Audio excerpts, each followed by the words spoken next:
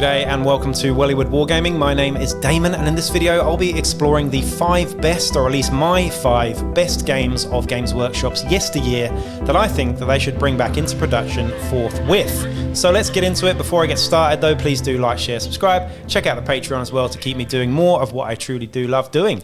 Right then, kicking things off with Goram Mora. Goram Mora was orcs crossed with Mad Max. This game came out in the 90s, kind of after Necromunda, I suppose, and was not that successful overall. It has been, it's definitely a cult hit and was loved by many people. It's still played in communities and stuff, but it wasn't huge for Games Workshop for a number of reasons, and it didn't really survive a very long time on the shelves either. It was like 6 months to a year, and then it was kind of gone, and other games had replaced it. But it was a fantastic game. Goram Mora was awesome. The box set itself came with a bunch of orcs on both sides. We had orcs foot slogging it and we had orcs in vehicles. But essentially, Goram Mora was kind of the prototype for what modern Ash Waste's Necromunda is. However, Goram Mora was definitely more fun and silly. There were boarding actions. You could do crazy things with your vehicles. There was really no limit to how you model your vehicles. In fact, I believe there was a special rule, or just a rule in general, as you could fit as many orc boys onto your vehicles as you physically could get on them until they started falling off, which I always thought was really funny. The rules, I've actually looked at the rules again recently. They're pretty good. Close combat's a little bit dodgy, but other than that, like I said, a sort of prototype to the Ash Wastes, and I think kind of more fun in a lot of ways. I find the Ash Waste setting not quite as fun as this one. Now, if you like orcs, then this game is absolutely for you. Of course, if you're trying to get this game now, you could find PDFs of the rulebook online, and you could kit bash your own buggies and war tracks and things like that. And it'd be a pretty easy one to get into without having to go on eBay and actually buy the original box set. But a really, really cool cult hit from back in the 90s. I think it's just worth mentioning this one because Goram Mora was awesome.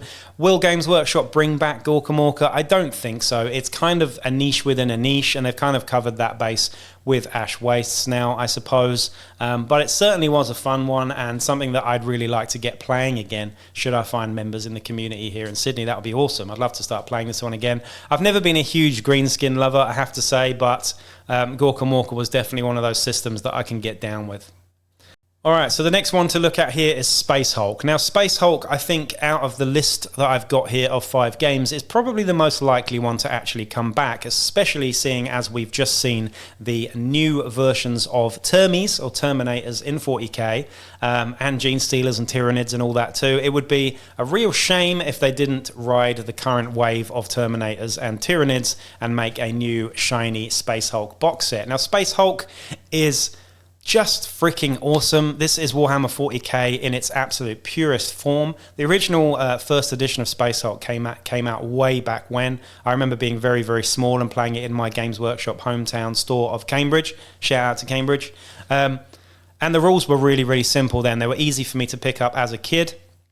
Pretty much. There's one scene in the Aliens film, if you've seen that, where they're looking at the scanner and you see the little dots coming in and they're like, oh, they're all around us kind of thing. That's basically this game summed up in like one little scene. You've got a gang of elite Terminators, I think 5 or 6 Terminators walking around, basically a dungeon pretty much, a Space Hulk, of course, and narrow corridors and whatnot.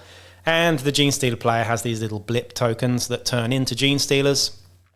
When the Gene Stealers do finally get into combat with the Terminators, the Gene Stealers nearly always win. They have the upper hand in close combat. But of course, these Terminators have heavy firepower and the ability to just mush these guys from range. It's just an awesome game, and lots of tokens, lots of doors and opening and closing of stuff. I think they've made, maybe four different editions of Space Hulk as a board game. It's a self-contained game. Of course, now we've got things like Blackstone Fortress, which kind of the latest iteration of Blackstone Fortress kind of is quite similar to the way that Space Hulk works, but Space Hulk is just so iconic that I can't really imagine that Games Workshop won't go back and do another one. I believe the last edition of Space Hulk sold so well that it just, like, you couldn't get it. It just went boom, and it was gone, which seems to be a theme now with a lot of Games Workshop specialist games, unfortunately. So hopefully they release this again, and hopefully it's a big release. And hopefully they keep the rules streamlined and simple and an easy entry point into the 40k universe, because it was for me. I think Space Hulk, playing that, I think I played Space Hulk before I actually played Warhammer proper. and it was definitely a good entry point for me in terms of the lore and the actual, using miniatures and dice and whatnot. Pretty nice one to get to grips with. All right, so the next one to look at is, of course, Battlefleet Gothic. This one is still played in many circles. When I was living in Melbourne, there were a few people that used to play this. I got involved, actually, and played a few games last year, and it's still awesome. Battlefleet Gothic is the game of void warfare, I suppose, is what it's sort of referred to in 40k novels and stuff. So we're looking at massive battle cruisers and ships in the 40k universe. We've got, Imperial Navy, you've got Space Marines, you've got all of the different factions, Necrons, Eldar and whatnot, and they've got some really, really lovely looking miniatures as well. Of course, you can find these on eBay in metal going for an absolute fortune. I wouldn't suggest it, but the good thing about this scale is it's kind of epic scale, right?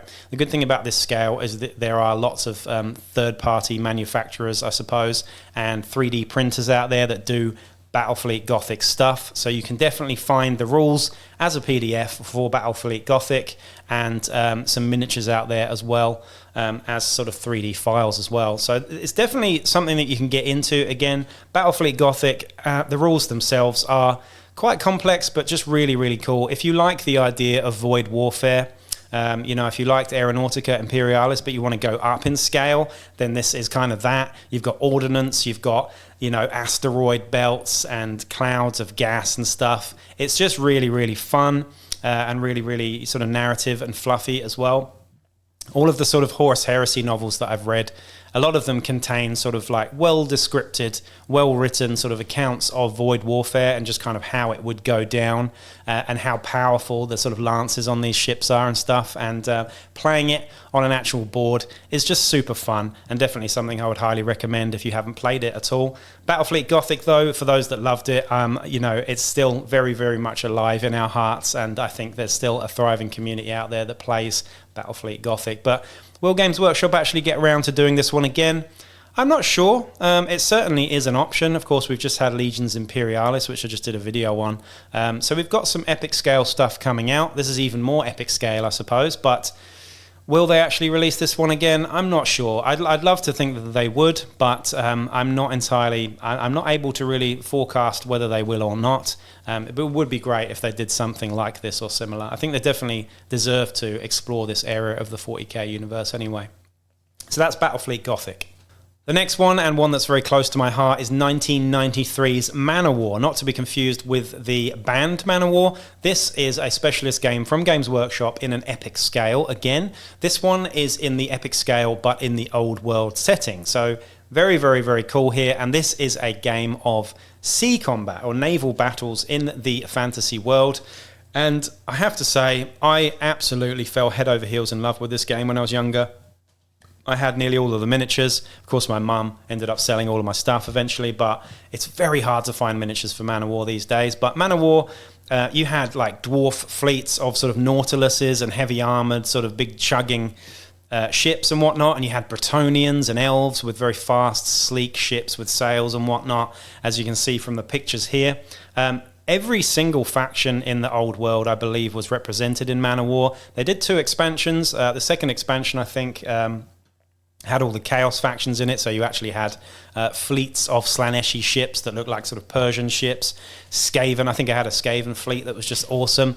And some really, really cool rules in here. The wind was a huge factor in this game, so you'd always roll to see which direction the wind was going, and the wind would change throughout the game, and that would sort of dictate how your sails were used and stuff. And it was just some really, really awesome mechanics and rules in it. You'd play it on a big blue board. Most people just painted a piece of MDF or whatever with blue paint and left it at that, put a few little islands around the place, but it was just a really awesome game. I downloaded the PDF for the rules for this online. If you just Google it, you can find it. And just going through the rule book again, it's so awesome. I really did love it.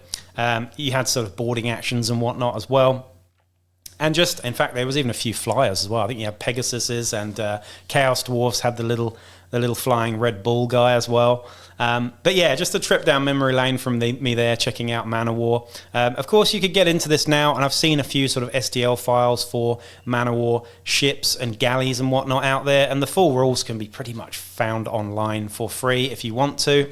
But yeah, if you're trying to find Man of War box sets on eBay and whatnot, you're going to have a hard time, and you're going to be paying absolute premium for some of this stuff, as you will for any of these 5 games that I'm highlighting here.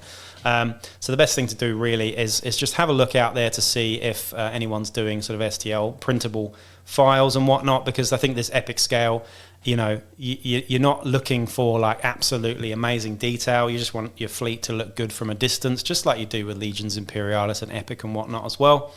But that's Man of War from 1993. All right, so the last game, and probably the most important and most well-loved, I suppose, of these 5 here is, of course, Mordheim. Now, Mordheim, I think, is still absolutely very much alive in our hearts and minds today. Mordheim absolutely captures the old world in its finest form. It is grim, it is grimy, and it's just a bloody great world that Games Workshop built back then. Now, of course, this was a sort of skirmish combat, old world setting version of Necromunda in a lot of ways. Necromunda was like the 40k thing that you had, and Mordheim was like the fantasy thing. They're both kind of similar, similar models, similar mechanics and whatnot. One is in the fantasy setting, which is Mordheim. One is in the 40k setting, which is Necromunda. And I love both. Depends which setting you prefer. But I think Mordheim just has so much flavor. It is ridiculous. And if you go on Instagram and you just sort of, hashtag Mordheim and whatnot, you can still see that there are so many people out there that are still giving this a lot of love. And there's still tournaments, there's still events and campaigns that go on that I see quite a bit of on YouTube and Instagram and whatnot. And Mordheim is just one of those games that is just so well loved in the community. Now, of course, to get into the game now, it's pretty easy. It's well supported. There are a number of different websites that you can use that give you free rules to download and just peruse. In terms of miniatures, you can basically, the beauty of Mordheim is you can use any miniatures that you like pretty much. You can use proxies, you can use old Games Workshop stuff, you can use new Games Workshop stuff, you can use third-party stuff, whatever. You can make your warbands very unique and characterful, and that's kind of the whole point in this game. It's the little guys, and you really do care about them and how they develop and how they gain XP and whatnot. Mordheim is definitely all about the flavor. The game itself, the mechanics are good, but they're not amazing, honestly, if I compare them to sort of modern games, but then it's unfair to do that anyway. But I think, Mordheim, just the models, the setting, the lore is just fantastic. You can really go to town on the aesthetic and on the world building of this, just looking at some of these photos here of people's warbands and amazing level of detail and art that's injected into this fantastic game.